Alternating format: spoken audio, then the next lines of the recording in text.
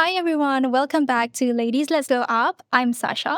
And I'm Mai. Today we are so excited about this conversation. Why, Sha? Of course, today we have special guest that will be inspiring us with her leadership, with her reinvention and purpose-driven growth. Correct. So Claudia is our guest today. Is a founder and principal of Consultant of Trade Advisory, where she helps organizations design and implement strategic human capital programs. Basically, she helps companies grow by growing their people. Wow, that's amazing. When we say leadership, we mean a real leadership. Claudia had been in position in Malaysia Airlines before, and then she also have continued working with all the global in international organization like Sundarbi, Diversion, and then Accelerate Global. So she is like very amazing people. Then we want to bring her and bring out all her stories. All right. Besides that, something interesting about her, she's also part of the industry faculty at Harvard Business Impact, the executive education arm of Harvard Business School, which deliver leadership programs across Southeast Asia and the Middle East. No big deal. Ooh, love that. On top of that, she also a professor in Unitar, if I'm not mistaken. So she is also certified professional coach. Wow, that's very amazing, which means that she have a lot of experience and story to share with us. Yep. And what we love most about Claudia is she brings both depth and diversity from working with the GLCs and startups to NGOs and social entrepreneurs. Plus, she started her journey as a lawyer in Colombia before earning her master in industrial relations and human capital management from the London School of Economics. Ooh, perfect. I love her profile so much and her background. It's very inspiring. I would love to know more about her. All right, let's welcome Claudia to the Ladies Let's Glow Up podcast, where we are so happy to have you here. Thank you both. It's a real pleasure being here. Thank you for that introduction. So maybe just a little bit more about myself. So you mentioned I studied in Colombia, so I am Colombian. And you must be wondering, what is she doing here? So I've been in Malaysia for now 30 years. So most of my professional career has actually been spent in Malaysia. Spent about 3 years working in Colombia, then I moved here. And I've been here for now 30 years. Apart from working, what do I like to do? I like cooking Indian food. Yes, which is difficult, I think, because of the amount of ingredients. And the spice, yes. Yes, and managing the spice at the right level. I like walking, and I like listening to Latin music. As a good Latin, of course, Latin music.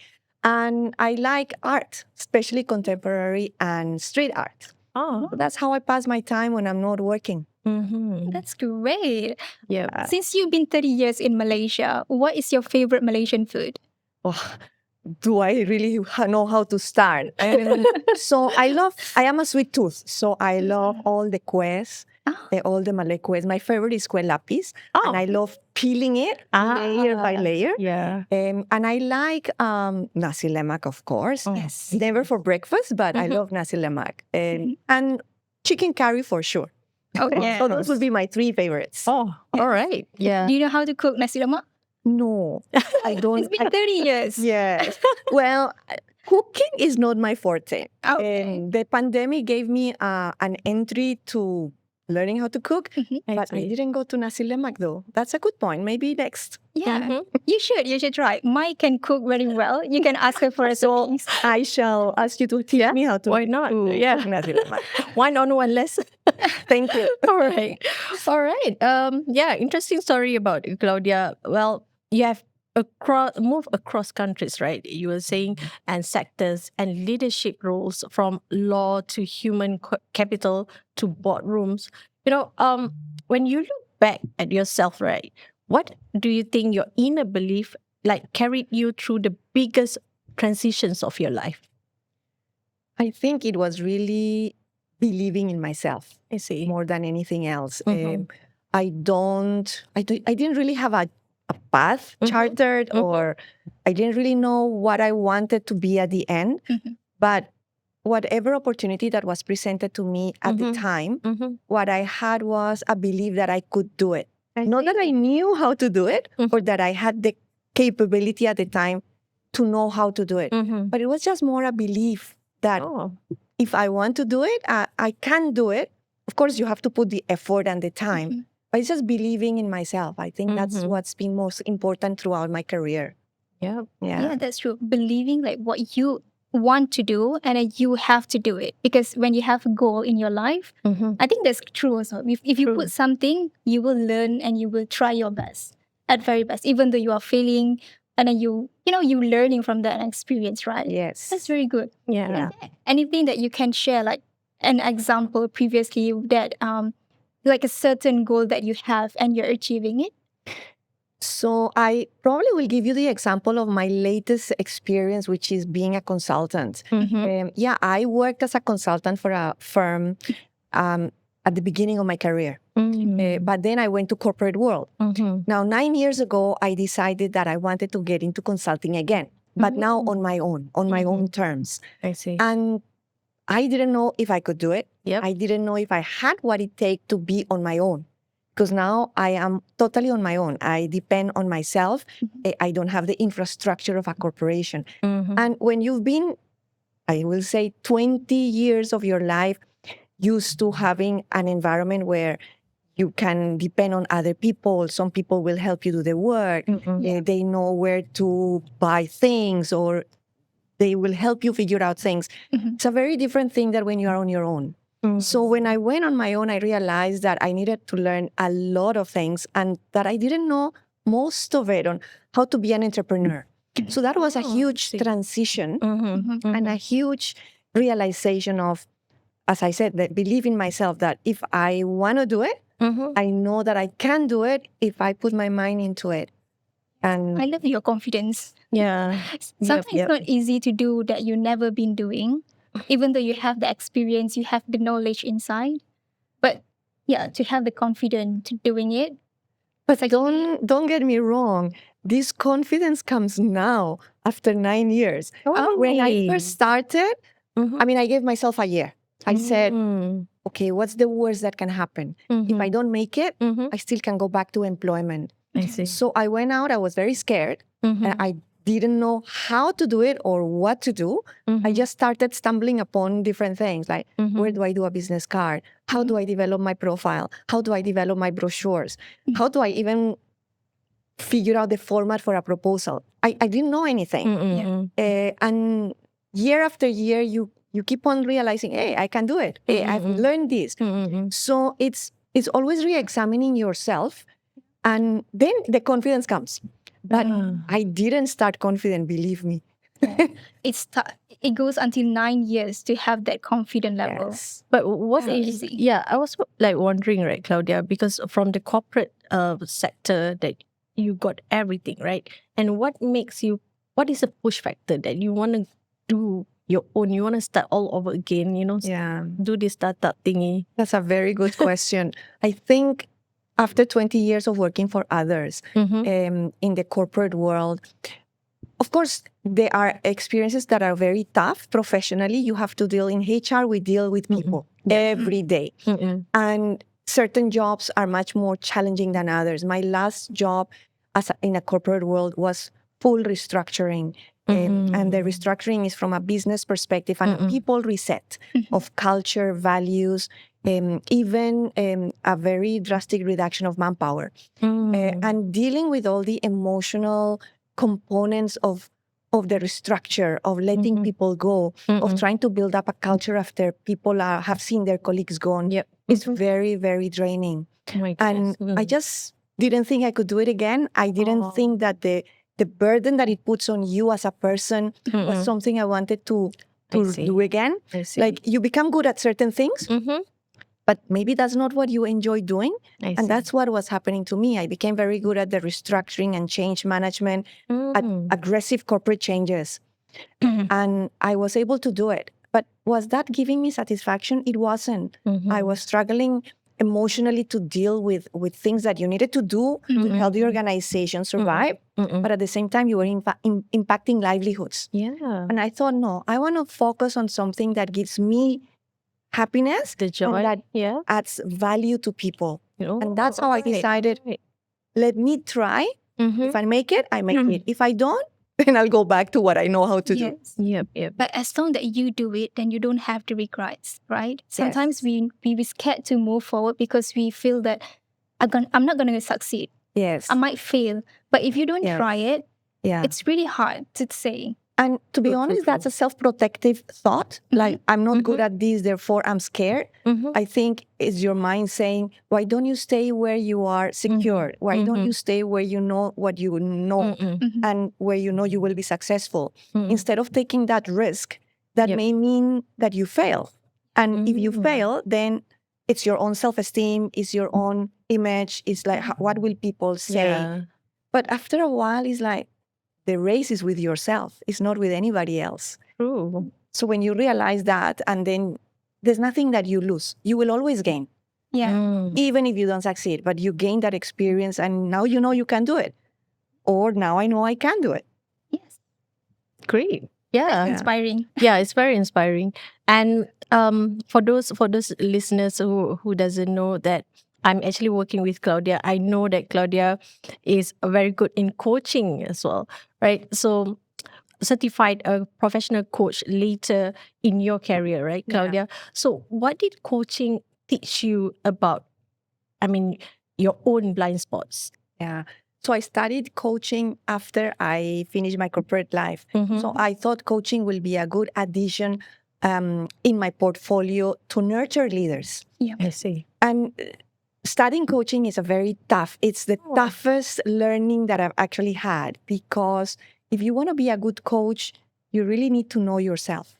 So to your point, what are my blind spots? What did I learn? So during the training, you have to practice, right? Before they certify you.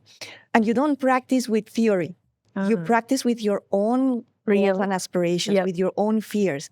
So you are exposing all of that to the audience, to your colleagues, to the people that are studying with you. And then what I realized is that one of the things that I needed to let go was this perfectionism and this being so hard on yourself. I see. Because, I mean, as a foreigner, especially, you come to a different environment, different culture, different everything.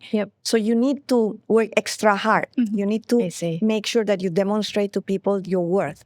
But then I thought, I don't need to work extra hard. I don't need to be so hard on myself. I just need to be myself. And if that's not good enough, then there's nothing I can do about that. I see. And again, that's part of that self-awareness and self-realization that your value comes from within, not from trying so hard.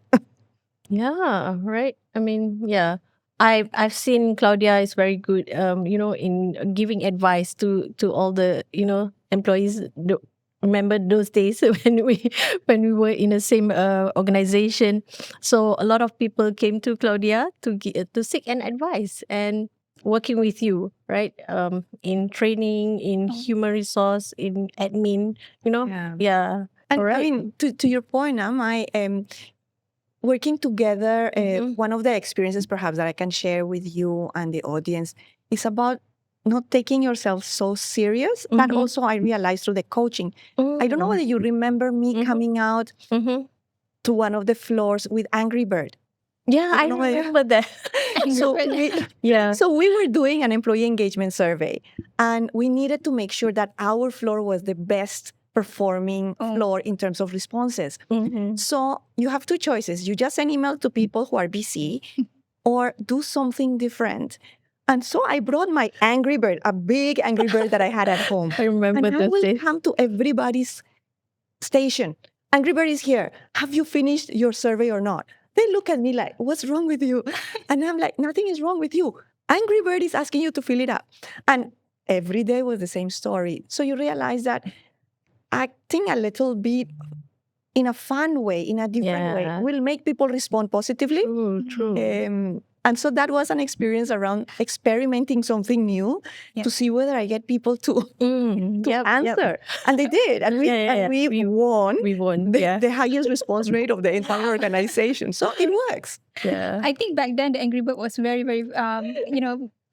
Yeah. People love True, it. true. Yeah, it's about what, 10, 15 years ago. Yes, correct.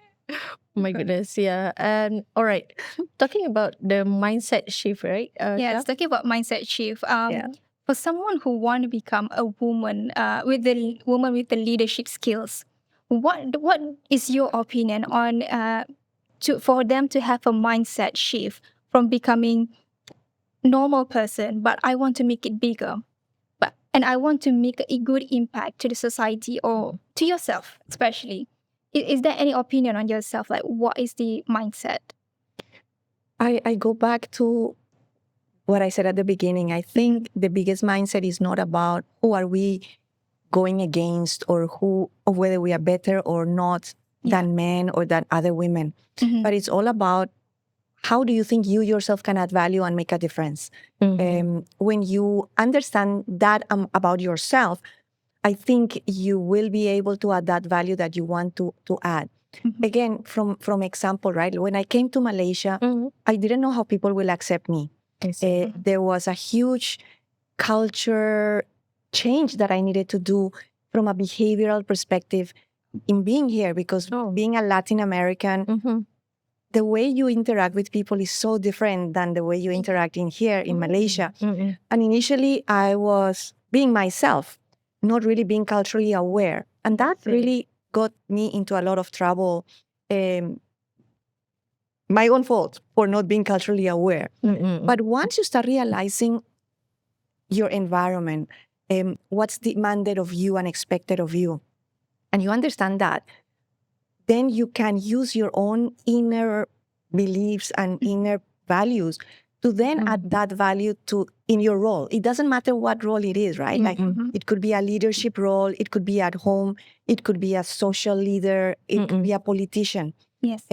It's not about being a woman, it's about knowing your place in society and within that environment that you are operating. I think that, to me, in my own personal experience, has been what has helped me achieve the impact that I want to achieve in whatever I do. Sorry, I just have my own curiosity right now. Yeah. When you came to Malaysia, how long do you take time to adapt, and to understand the culture? I mean, not saying because it's completely different, because Malaysia or Asia, I would say, they have a different culture and style. When we sometimes, I mean, like in your place, maybe like we can be open and transparent, but here sometimes we are talk very soft spoken sometimes, right? Yes. But if you say like 30 years ago, it's really, really hard. But how long do you adapt those? Well, so I came here, like if you think about it now, there's a lot of cultural awareness training for foreigners, right? 30 years ago, children in the street will look at me like, is this an extraterrestrial person? Like, really, they've never seen foreigners. So even from that, it was hard for me, because it's like, I didn't feel that people will welcome me. So, and there was no support group. There was nobody to tell me how to behave or how not to behave. So it's all about observing and trying to understand what's right and what's wrong. So if I think about how long did it take me to really adapt or understand, I will say a good 2 years. To the point that even my first job taught me a lot of what not to do. I made a lot of mistakes in my first job. Believe it or not, was the same company as my last company in my corporate career. So I started in that company and I finished in that company, different roles. Okay. But ultimately, working, when I started working, was when I realized, okay, these are certain things that are acceptable. These are certain things I shouldn't do. And slowly making mistakes helped me realize what I can do and what I should not do. Yes. How to tone down, because we are very loud. We are very straight. I didn't know how to go around, tell you what I need to tell you with tact. I am like, why do I need to sweet code things? I can just tell you straight. Yeah. Then I realized, no, we need to be respectful of other people's feelings. And when you do that, actually the impact that you can generate is there. You don't need to be on people's face to generate the impact. And I think I've learned a lot from this culture that I've embraced I to the see. point that I now go back home Mhm. and I feel I don't fit there. After 30 years, I think I Oh. fit very well here. Oh. I think. Because you've been here 30 years. Yes. So you've Yeah. been adapting well here. Yes. All right. Yeah. Wow. Yeah. I think not easy, right? Even ourselves, right? Imagine ourselves in a different country with different culture. Oh my goodness. It's Yeah. not easy. Even though it's a part of Asian, I don't think I can. I mean, it takes time to adapt. time. It's not like it's the worst thing, but it just things you need to adapt the culture, the way that they communicate, their food. Food. I mean, Yes. I had never taken spicy food before. So the first time I ate, I'm like, please give me water. And they are like, you don't drink water, that makes it worse. Then I realized, give me yogurt. Yogurt is what is the answer. I see. I think just to be frank, I mean, yeah, Claudia, maybe in a perspective of from one country to another country, even myself moving from one company to another company to fit into the culture is also, struggle for a bit, and then to blend with the people around, with the management. Yeah. I can feel that, but not so much like yours. I mean, yours is like totally, struggle, right? I can see that. But okay, talking about the change, transition, and resilience, right, Claudia? Yeah. You have specialized in transition and change management, right? How do you see, like, what is the hardest personal transition you have had to lead yourself through so far? Yep.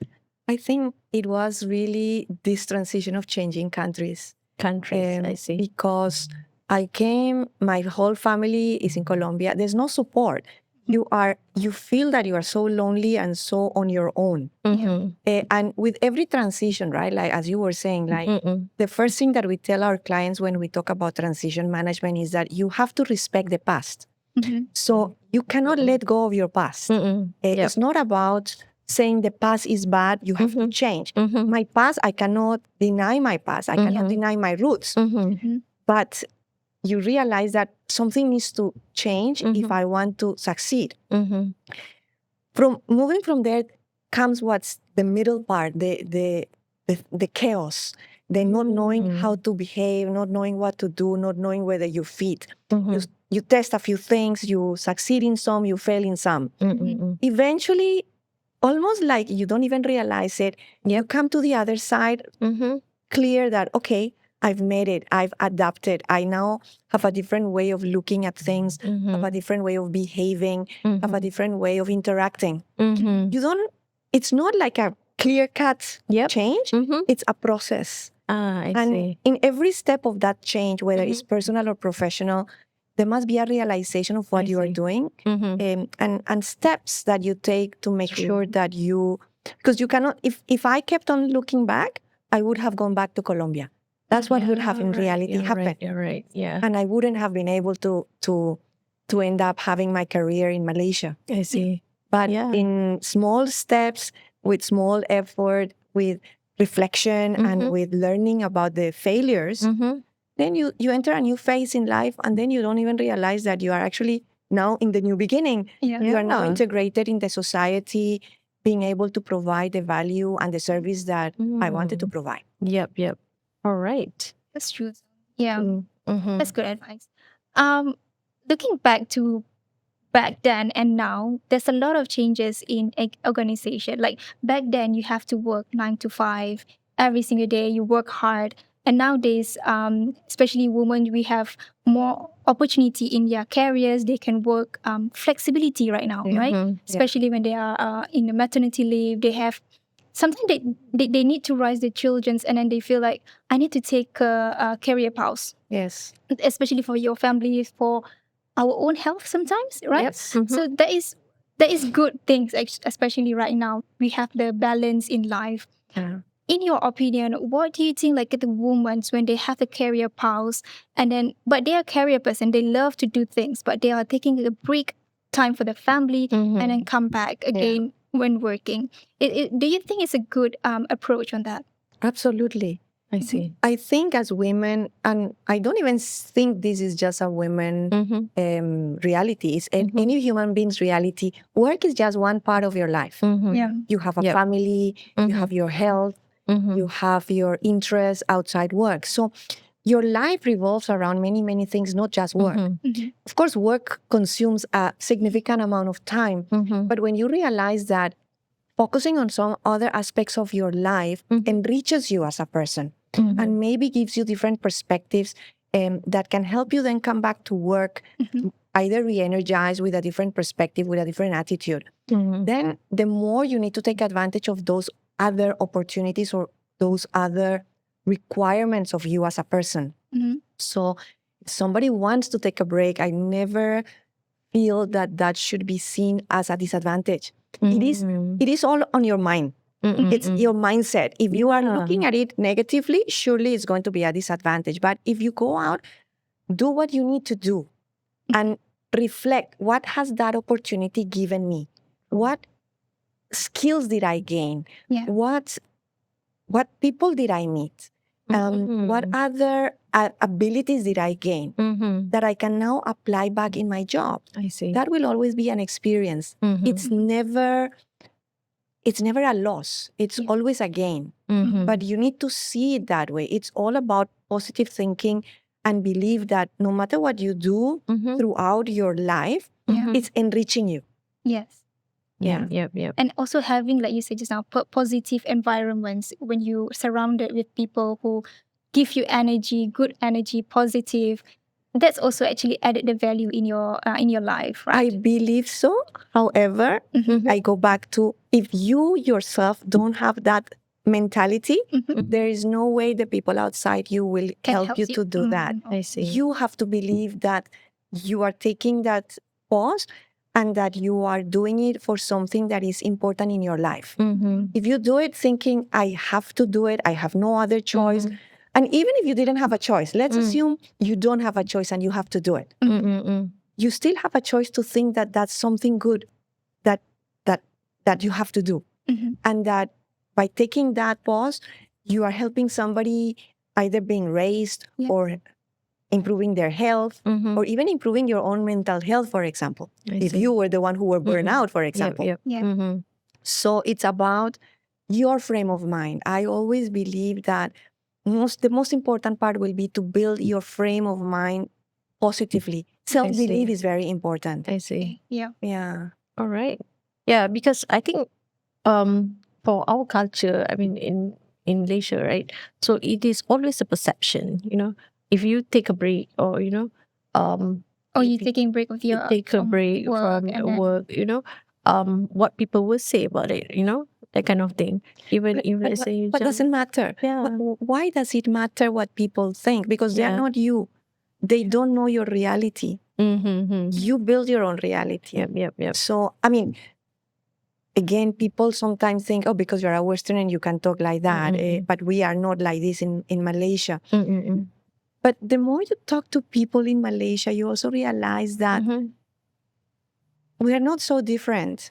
We are all built based on the same principles of family and on support. I may be from the West, but my culture is also very family oriented. I see. We also are very attached to our parents. I mean, I call my parents every day, believe it or not. Wow.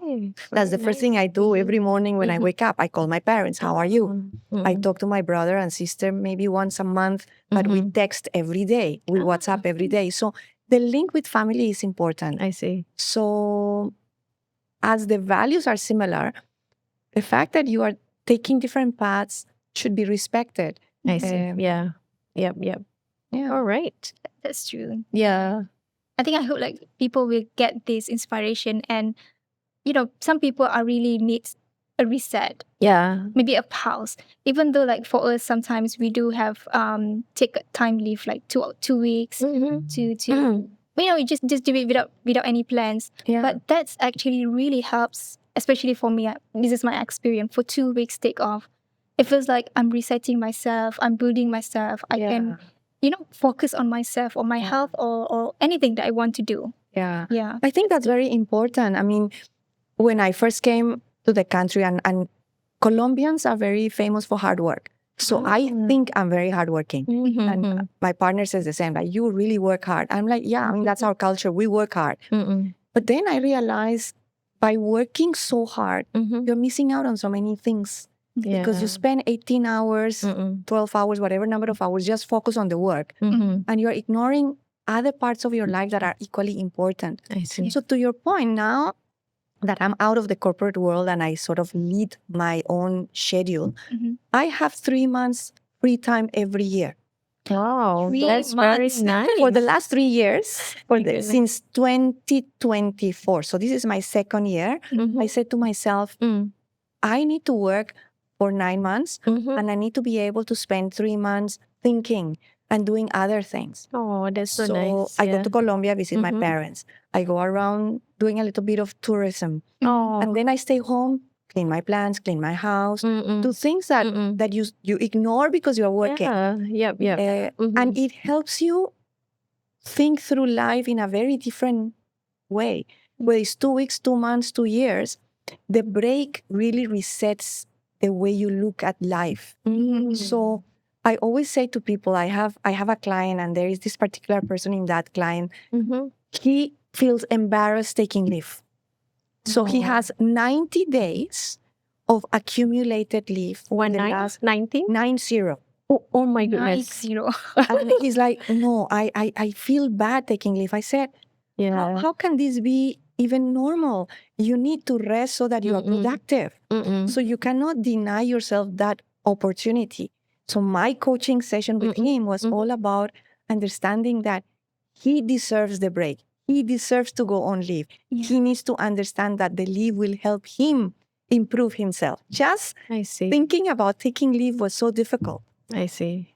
I was that mindset back then. When we just started career, I feel like just taking for 2 days leave, I feel like so bad. But actually, that is 2 days. That is where you need to stay relaxed.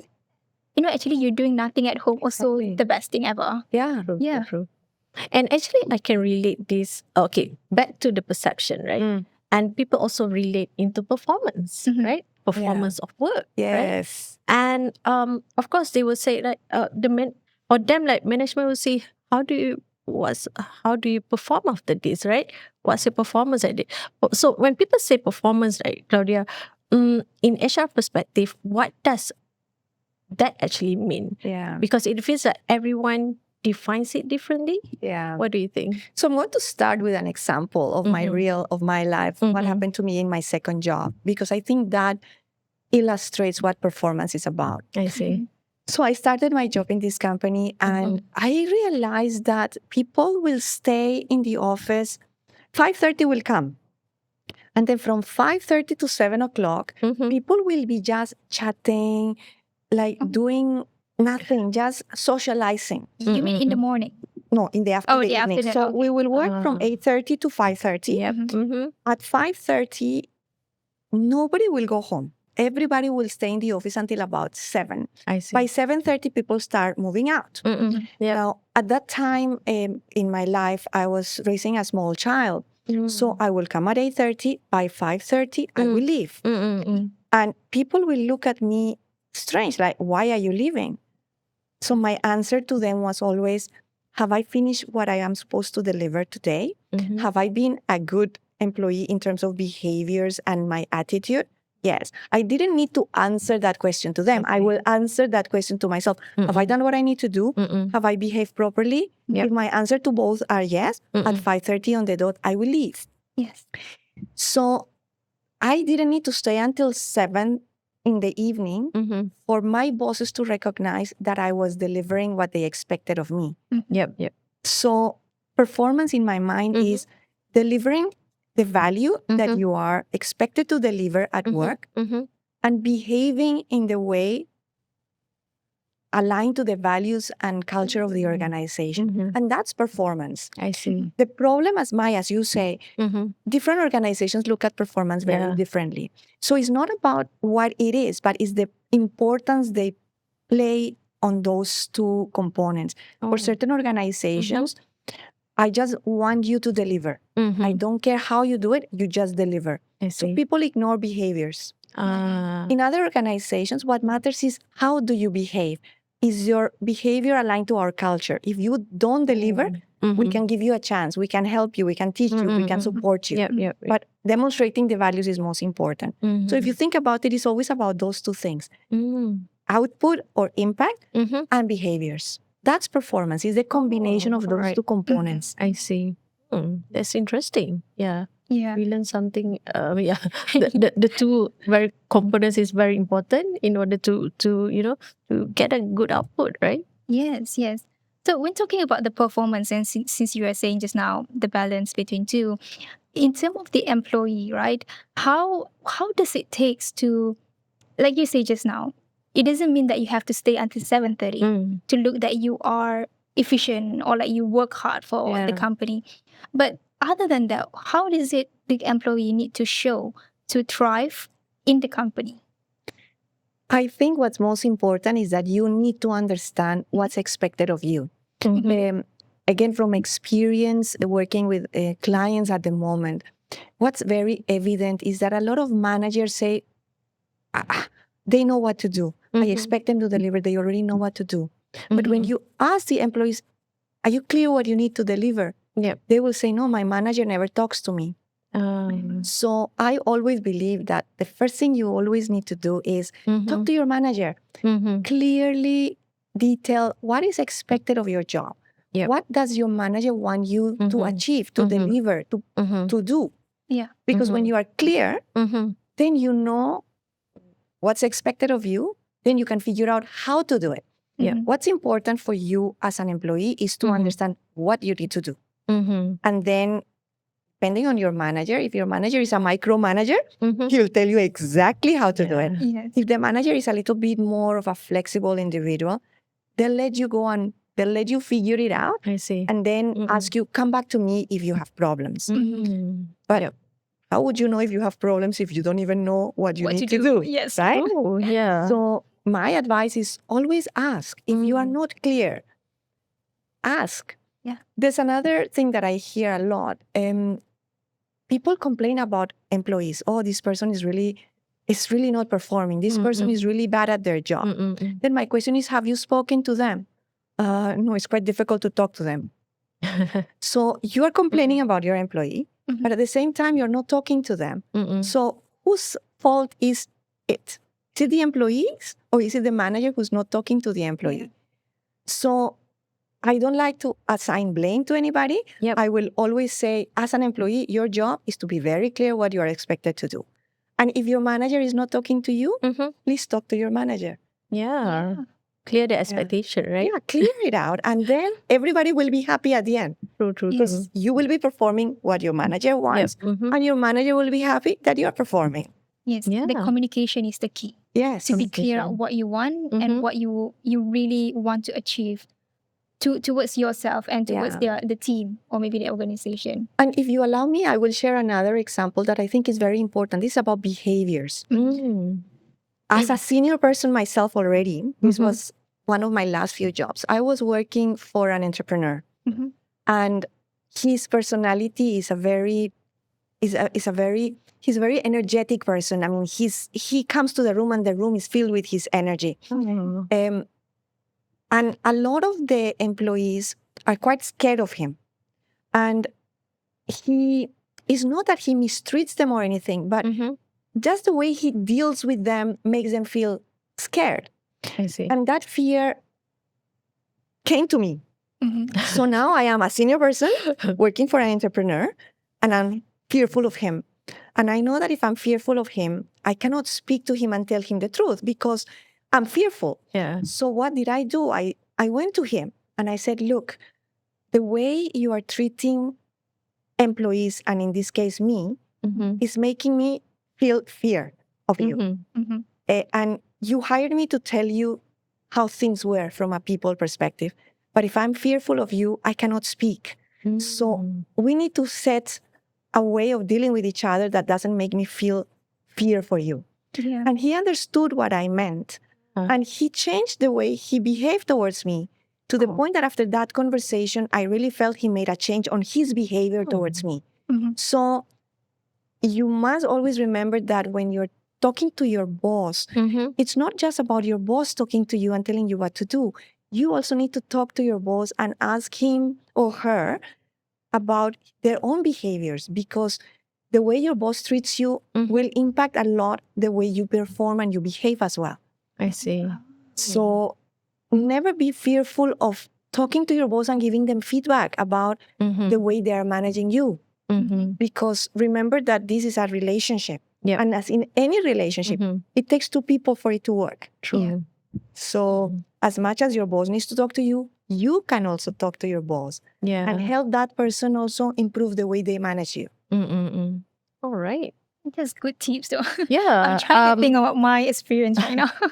Yeah, I never think of, to tell my boss that you should you should be like this, or I'm scared of you. But it's a good tips anyway, right? Sha, it's a good tips. like having a PD chat always. PD also, chat, right? true. You talk to your manager like one to one casually sometimes. It can actually really helps for them to understand what I'm thinking, what what I don't like, what I want to be grow in the company.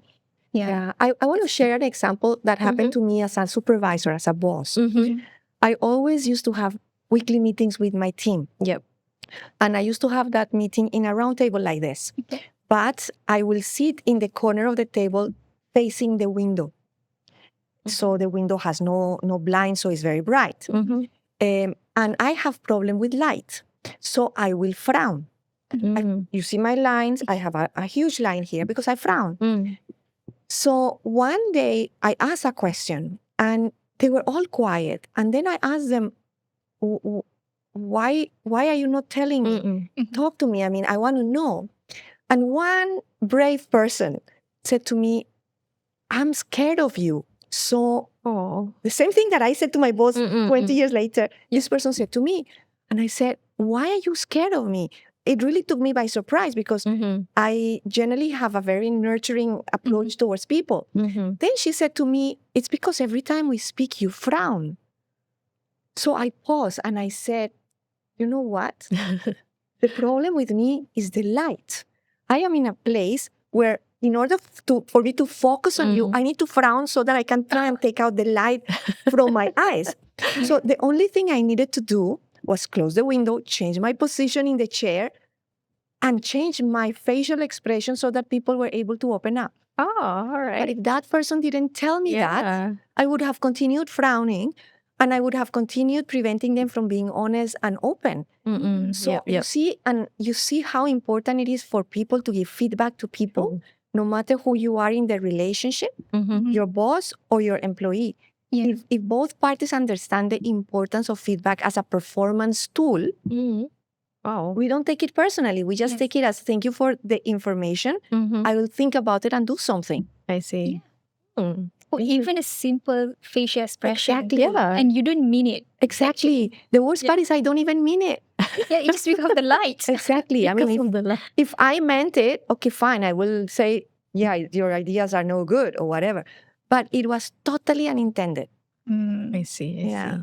All right. Sometimes we face that kind of situation also. We don't mean that we are angry, but people just kept coming to you because you're angry. I mean, your face. Actually, you're not. Judging by the face. So we need to self-regulate. It's very important that we start thinking, how do we see it? How do we put our hands? What's the expression in your face? Because it's so natural. You don't have a mirror to see how you look. Your people are the ones that are looking at you. So when they tell you, okay, this is a mirror, look at yourself, then you can realize. Actually, there is a course of body language, right, Claudia? There's a course of body language, right? Correct. So to learn about, what people perception, body gesture. Body gestures. You close your arms. You're saying, I don't understand. I don't care. I don't like. So small things make a big difference in how you are perceived as a leader or as a person. Yep. All right. All right, Claudia. Talking about the performance. Some people who wants to be success, they think they are doing the right things already, and is that bit okay? What if like this? They already do their work properly, right? Is it okay not to climb to ladder as a as a leader aggressively? but be seen as successful. What's the perception of HR and as a manager, right? Mm. What do you think? And I know not everyone has the opportunity to be in the next level. Yeah. Yeah, because if company want to be promoted, there's a lot of factors to be considered, right? So in order for you to do the right thing, but you find it like it is still success, but I still don't have opportunity to grow in the company. How to shift that mindset so that Yeah. it's always okay to do what you like to do, but don't feel regret because there's not opportunity yet. Yeah. How to shift that mindset? So again, I think what's important is for us to think, what do we want? I The see. first thing is, what do we want? Mm-hmm. Forget about whether the person next door is being promoted or demoted or stuck. Mm-hmm. You need to think, what is it that you want out of your job and your career? Mm-hmm. Not everybody wants to be the CEO. Yeah. Not everybody wants to be top management. Not everybody wants to be a board of director. Mm-mm. So you need to think, what do you want? I see. And sometimes we don't even know, yeah? So it's a question that sometimes has no answer. Mm-hmm. So we always think that being successful means climbing up, Yeah. right? Because that's how it has always been perceived. Mm-hmm. And it's also because in a way you climb, there is more perks, there's more salary. So there is a financial element associated to it. Mm-hmm. But if you think about success in a different manner, you can always think about, have you learned something new? Are you building new skills? Are you building more experience? It's all about making sure that as a professional, you are growing. I see. And growth does not only come by climbing steps upwards. In fact, I will actually argue that before you climb up, you need to go lateral. Just think about a head of department, yeah? You don't need to have technical knowledge on every single aspect of the job in that department. But it will be an added advantage if you understand what's happening. Like from a HR perspective, right? We have recruitment, we have performance, we have learning, we have succession, we have rewards, lots of different components, right? If you come as the head of HR, but you've never done recruitment or you've never done salary increments or bonus, how will you be able to guide the board or the people around the job? So I will say, don't think so much about the next step up. Think about, look left, look right. Are you able to understand the breadth of the department before even thinking about going up? Yeah. And there's nothing wrong with moving laterally. In fact, I will actually advise people, move laterally first. Understand different parts of the role before thinking that you are ready for the next jump. Wow, interesting. This is really nice because instead of you climbing up, you are actually expanding your knowledge at your level currently. And that is where that you can climb up once you have the You're ready. right? You're ready, you have knowledge, you have the capability on that. Yeah. From my experience, a lot of people are very ambitious and they want to be the next HOD. Yeah. But there's also something that is called promoting you to your level of incompetence. Because not everybody is made up to succeed as a HOD, as a head of department. So if somebody has not built their skills around what's required as a HOD and is promoted to that, the weaknesses and the areas of development will show very quickly to the point that maybe you will not be successful as a HOD. So it's good to be at least 70 prepared ready. We will never be ready. But make sure that at least you cover 70% of the bases so that when you are given the opportunity to be promoted, you feel that you have what it takes to fill the gaps while doing the job. Because for most people, when they get promoted, they are not ready. They need to learn, they need to understand, they need to figure out how to interact at a different level. And that's where the hiccups come up, right? Exactly. Yep. Yeah. Exactly. And just now, as you say, like someone who don't know what to do, like don't know what he want to do or she. Mm-hmm. What is the tips that you can, open their mind to think about what actually you want that, or maybe your talent that you have on that specific career? That's a very good question. And the answer is not easy. Mm-hmm. Again, I go and look at myself. Did I know what I wanted? Did I know what I was good at? Mm-hmm. No. Mhm. So, I mean, I know that nowadays people are very, very detailed. I want to be like this in 5 years and I want to be like that in Yeah. 10 years. Mm-hmm. They think through step by step what they want to do and how they want to do it. Mm-hmm. That was not my route. In a way, that made it a bit more complicated because as I wasn't really thinking about my next steps, I stumbled into my next steps. But why was I successful? Because I practice what I just told you, and it is Mm-hmm. first I understand very well my role. Mhm. I do my role the best I can, Mm-hmm. but I'm curious, so I always go beyond.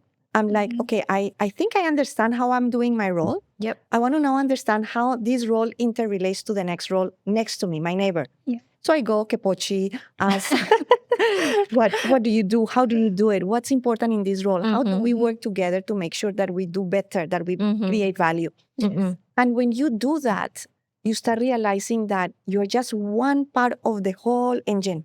I see. So that helps you then think, okay, if I'm just one part of the engine, Mm-hmm.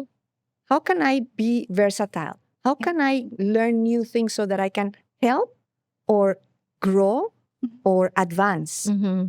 So it's all about finding for yourself what's next. Mhm. And the easiest part to do that within an organization is to look at job descriptions, I see. because you will have, in principle, your job yeah. description, right? Yep. Yes. So Yep. let's assume you want to go to be a HOD, for example, if that's your ambition. Mm-hmm. Find out what's the HOD's job description. Yep. Because by knowing what you do in your job description and understanding the job description of the HOD, Mm-hmm. you can really map. These are the skills this person needs. These are the skills that I have. What's the gap?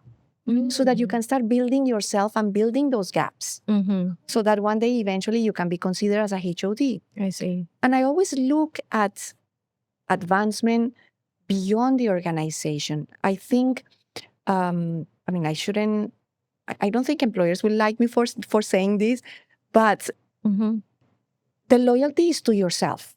The loyalty is to your own growth and your own development and your own career progression in whatever way you want it to be. Mm-hmm. So if after a while you see that it's not happening to you within an organization, you have the ability to explore outside as well. I see. So I will always say to people, you are the owner of your career and your progress.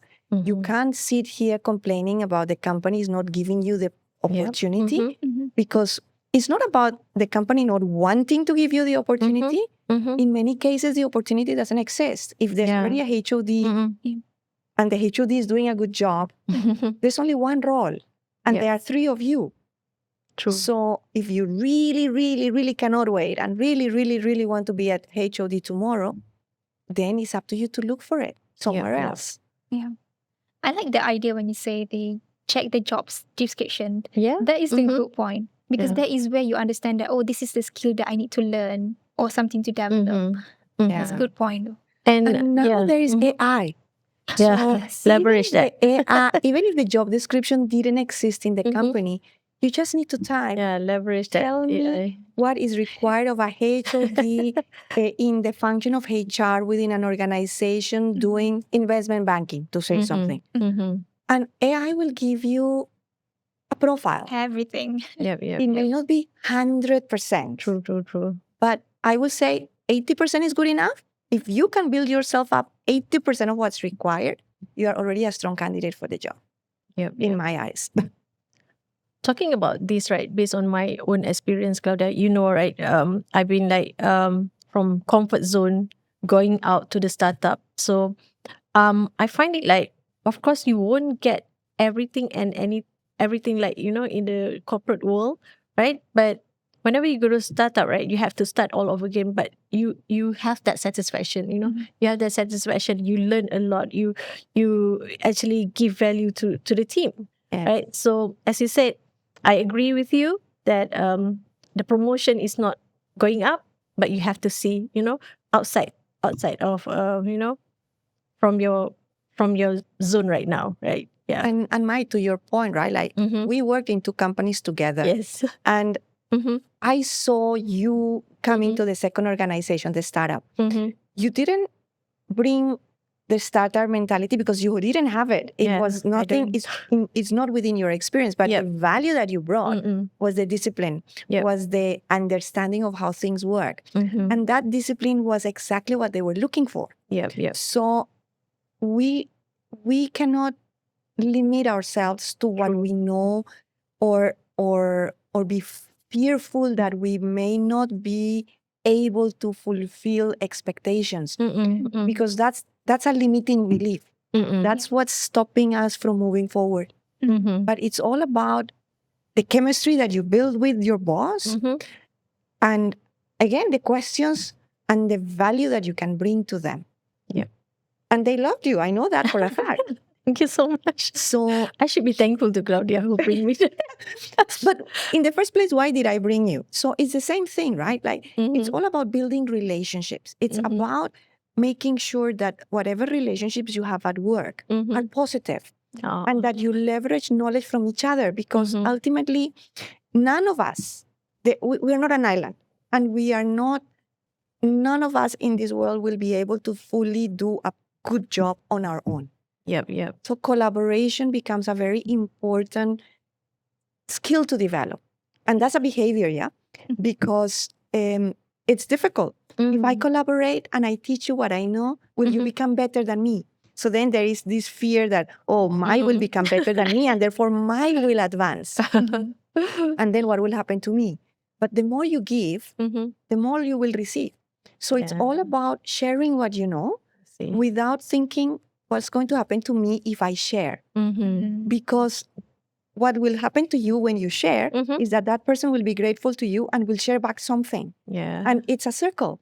It's always a circle. It will come back to you in one way or another. True. Don't expect, though. You cannot expect that something will come back. Yes. You give genuinely. If it comes, great. If it doesn't, it's not your loss. Yeah. Yep. Yep. Agree with you, Claudia. Yeah. Well, talking about this, I know we've been talking about glow up professionally, right, Mhm. Claudia? Yeah. What do you think the one thing that we should focus on to make sure we glow professionally in our career? I go back to my self principle. You have to glow within yourself. I see. You have to strengthen your self glow. Ah. Because, Mhm. and why do I say this? I always feel, Mhm. I mean, I've seen people Mhm. that try to strengthen themselves by glowing from outside. I see. So, how you dress, Ah. how you speak, Mhm. the people you surround yourself with. Mhm. But those things are external factors. Mhm. If you don't have the shoes and the branded bag, Mhm. if you don't have the makeup, Mhm. what will be of you? Will Yeah. you be able to glow from within without the makeup and the Mm-mm. bag? Mm-mm. And when you can do that Mhm. without relying on those crouches, Mhm. then you will be able to glow, because I that glow is see. coming from within, from your self belief, I see. from the fact that you've built your capability. I Mhm. always say Mhm. to any professional that I coach, Mhm. you need to work on your behaviors, you need to work on your capability, your knowledge, your skills, Mhm. because those are the two components that will Mhm. make you glow. Yep. Yes. Yep. The right type of behaviors Mhm. and the technical skills. Mhm. And technical skills change all the time. Yeah. Now with AI, just think about it. Mm-mm. AI does 20 or 30% of what we can do ourselves. So are we using AI to enhance the way we think? Instead of thinking, oh my God, AI is going to take my job. AI is not going to take your job. You just need to learn how to use it to your advantage. Agree. Yeah. So it's growing from within. I see. Mm. Glow from within, growing from within. Yeah. Yeah. Yeah. All right. We have so many advice and Oh inspiring my stories goodness. from Yeah. you. Mai is taking note, which Yeah. is good. I will. I'll make sure I'll keep this note. Yeah. Yeah. I'm gonna replay this video and Yeah, we can, keep on revise back again. So conscious of the time also, let's go to the segment coaching room. So it's like a game for you. Okay. So Fun. okay, cool. So I'm giving you a real situation. I'm sure that some of people out there might have this kind of situation, and I want you to coach her. What would you say to this kind of statement? So Okay. the first scenario, I feel behind in life. Everyone around me is getting promoted, getting married, building their own business. They have a very perfect life. So, but I still feel stuck. Like I am nowhere, and I'm feeling negative. What will you say to her? The first question that I will ask somebody expressing those feelings to me is, tell me, what do you want of your life?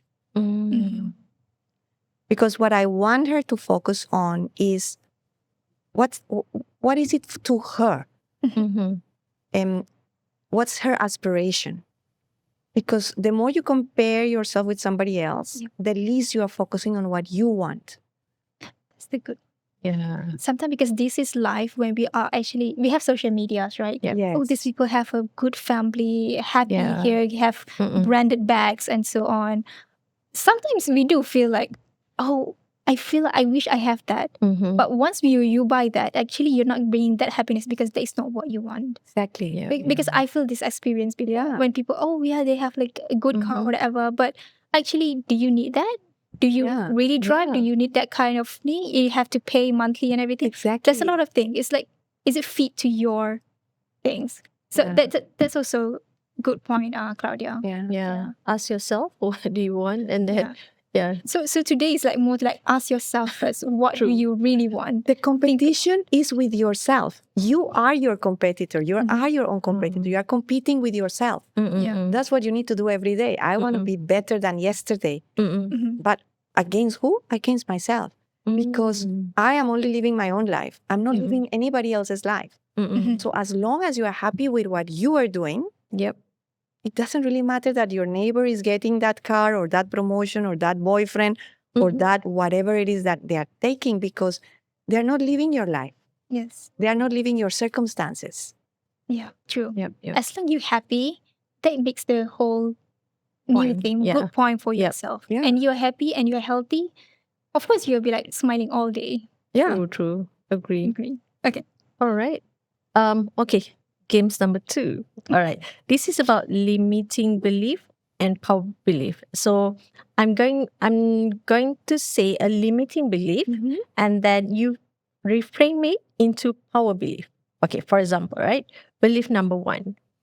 I'm not confident enough to start. So what do you feel, what is the against of it? Power belief. I will say, I want to try it first to see what I need to do Mhm. so that I can make it happen. I see. Mhm. Interesting. All right. Okay, number 2. If I say no, people will leave. What is the power belief I should change my mindset? If I say no, people will leave. You need to ask yourself, is no the right answer? Mm-hmm. Mm-hmm. Because if no is the right answer, Mm-hmm. then you can change the answer to keep people in the organization. Mm-hmm. It's all about, why are you saying no? Mm-hmm. So it's not being fearful of Mm-hmm. them leaving, Mm-hmm. but it's being confident that no is the right answer. I see. Wow, the mindset, right? Yeah. Shift your Because mindset. shift the mindset. Because we always feel like, no is always negative, right, Isha? Yes. Yeah. Sometimes we always say yes to everything. Everything, Also, we it's thought actually draining you. yes.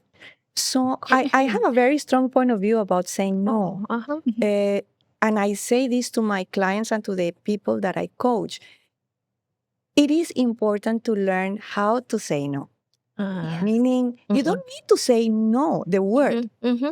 And coming from somebody like me, South American, who the first thing that you will say is no. Mm-hmm. If what you want to say is no, you will say no. Mm-hmm. But what I've learned from experience is that no is a very, of course, negative answer or negative word. Mm-hmm. You can always say, happy to help you. However, I have these commitments or these deadlines. So can we talk about negotiating the deadline? Instead of saying, no, I cannot help you, Yep. I can say, happy to help you. However, I need to first finish my work, which is due on Tuesday. And after that, I will have some sufficient time to help you. I see. Instead of saying yes and then figuring out how am I going to do this plus this plus this, Oh my because I goodness. have too much. Yeah. If you don't learn how to say no, you will become ineffective. Your job will not be good. Yeah. So you think that saying yes, you are being nice, but ultimately you are going to be ineffective. And then ultimately, people are not going to be happy with you. Yeah. So we need to learn how to say no. It's not about not saying no, but learning how to say no. It's like rephrase the word of no, No. right? Yeah, you want to help, but you don't have capacity. So it's like a polite no. Like Yeah, yes. it's a positive no. It's a positive no, Yes. because everybody will understand that if you are busy, if you have something to do, if you have a deadline, surely you can't cope with both. Yeah. So it's making people understand why you are saying no, rather than just saying no because that's the answer. Yeah. All right. Okay, we are. Maybe last question. Last question. Okay, Yeah. because we want to talk about glow and everything. So, last question is finish this sentence. A woman truly glow up when she. Believes in herself. Yes. Yes. Love that. Thank you.